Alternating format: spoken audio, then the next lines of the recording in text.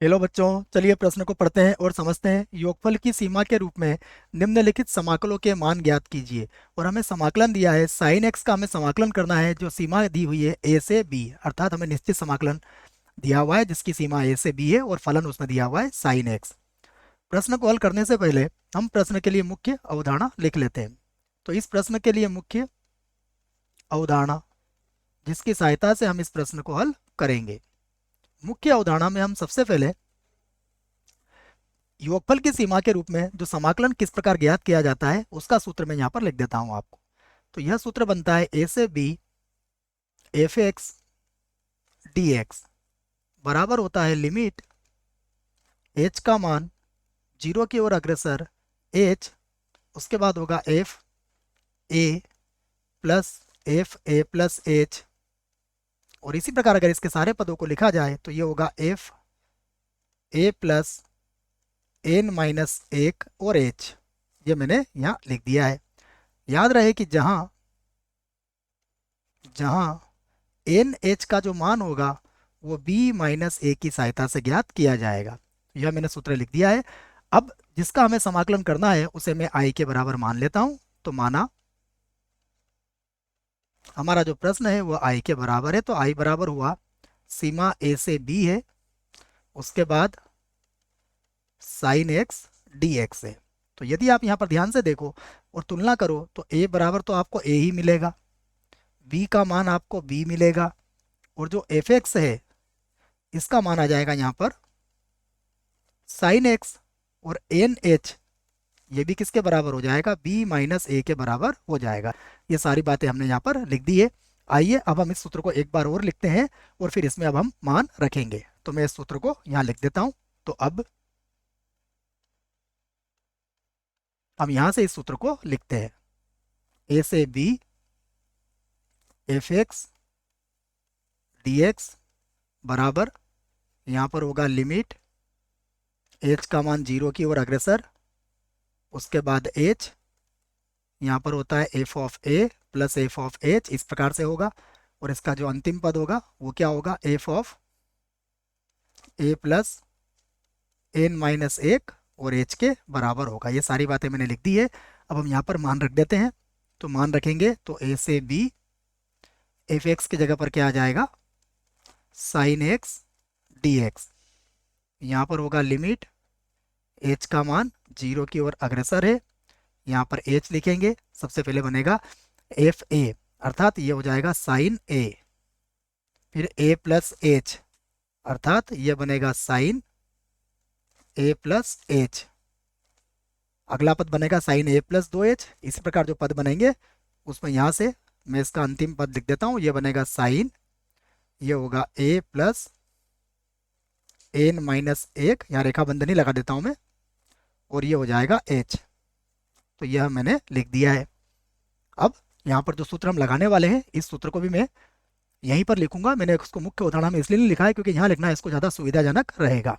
तो मैं इस सूत्र को लिख देता हूँ। ये योगफल का सूत्र है sine alpha plus sine alpha plus beta plus sine alpha plus दो बीटा तीन बीटा, इस प्रकार से चलेगा ये। और प्लस यहाँ पर आ जाएगा साइन, और ये होगा अल्फा प्लस एन माइनस एक बीटा। अगर ये हमारे पास योगफल है तो इस श्रेणी का जो योगफल होता है इसका सूत्र आपको याद होना चाहिए इस प्रश्न के लिए। साइन ये हो जाएगा एन बीटा और बटे में आ जाएगा दो, ये मान तो एक अलग हो जाएगा इसका। उसके बाद फिर एक और कोष्टक में आएगा साइन, और यहाँ पर देखिए सबसे पहले इसका प्रथम पद अल्फा, प्रथम पद से मेरा तात्पर्य कोण से है बच्चों, प्लस उसके बाद होगा जो इसका अंतिम कोण है वो कितना है, अल्फा प्लस, उसको लिखना भूल गया हूँ मैं, एक बार और लिख देता हूँ।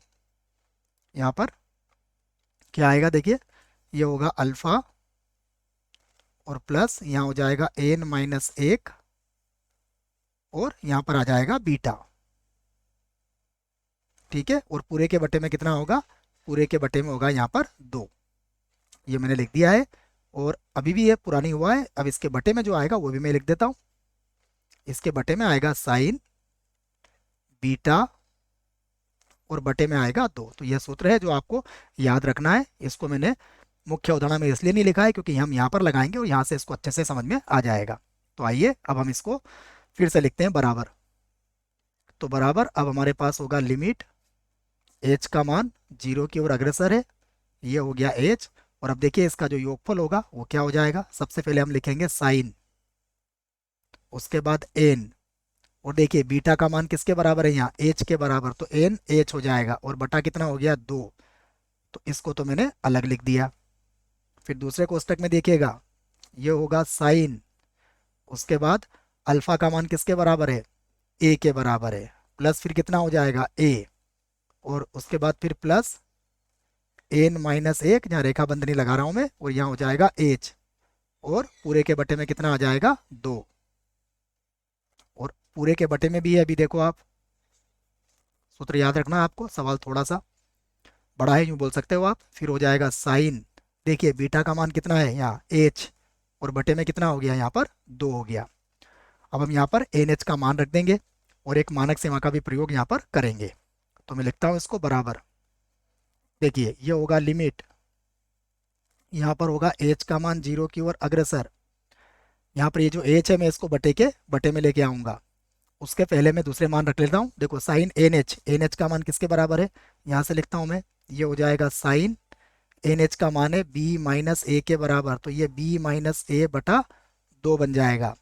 उसके बाद फिर से होगा साइन, और यहाँ पर देखिए a और a हो जाएगा 2a, और प्लस यहाँ पर होगा n माइनस 1,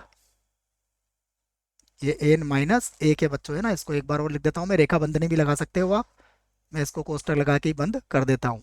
n माइनस 1, यहाँ पर है h, और पूरे के बटे में कितना है, देखिए पूरे के बटे में है यहाँ पर 2, और अब बटे में देखिएगा ये जो h था हम इसको बटे के बटे में लेके आए हैं, अर्थात ये हो जाएगा साइन h बटा 2, और यहाँ पर देखिए हम बटे में लेके आए हैं h को, तो यहाँ भी मैं बटे में इसके 2 ही लिखूंगा और 2 को इससे यहाँ से गुणा कर दूंगा बच्चों, क्योंकि यहाँ पर मानक सीमा में लगाने वाला हूँ।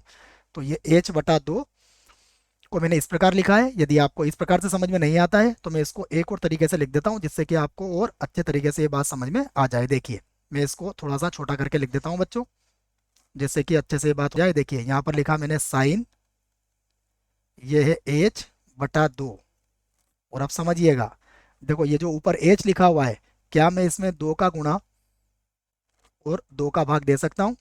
तो यहाँ से मैं क्या करूँगा, देखिए ये जो 2 है इसको तो मैं यहीं रहने देता हूँ, और ये जो h बटा 2 है इसको मैं बटे में लेके यहाँ से आ जाता हूँ।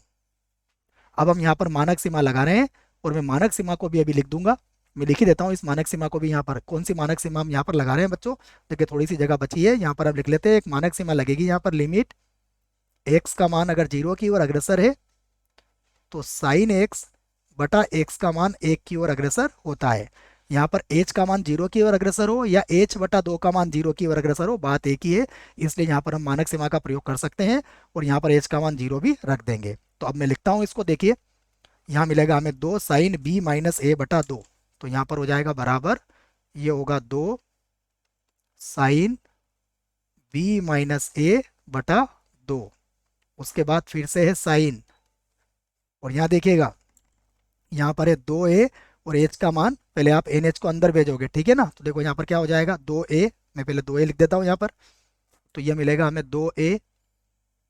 उसके बाद प्लस nh का मान किसके बराबर है, b माइनस ए के बराबर होगा। समझिएगा यहाँ पे जब h को अंदर भेजेंगे तो nh का मान b माइनस ए, और जब माइनस h होगा तो इसका मान किसके बराबर हो जाएगा, 0 के बराबर हो जाएगा, क्योंकि हमने यहाँ पर सीमा ले ली है। और बटे में कितना है 2 है, और पूरे के बटे में देखिएगा, पूरे के बटे में हमने मानक सीमा लगाई थी, और मानक सीमा की सहायता से पूरे के बटे में कितना हो गया बच्चों, 1 हो गया है, साइन h बटा 2 बटा h बटा 2।